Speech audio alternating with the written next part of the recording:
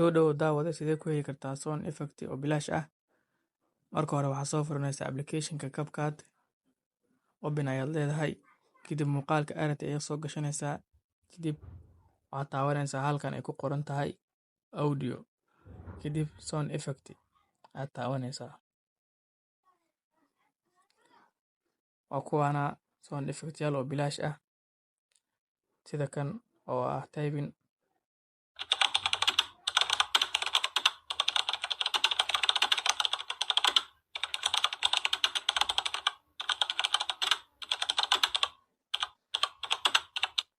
Sidoo kale waa kana soo qaraxay explosion ah.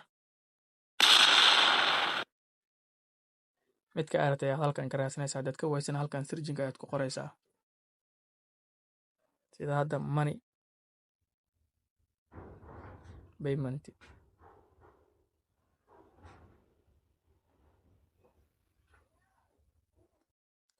Waatan iyadoo elektarooniga.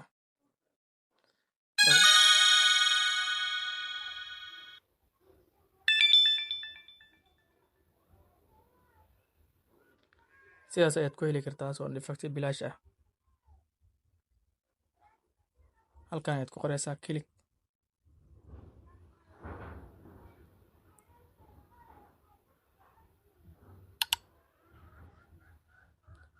Sound effect aad rabtid kaliya halkan ku qoraysaa searching-ka. Waana tijisanaysaa. Dhamaadka hadda nala soo gaartay waad mahadsan tahay. Muuqaalkeena halkaas ayuu ku eg yahay.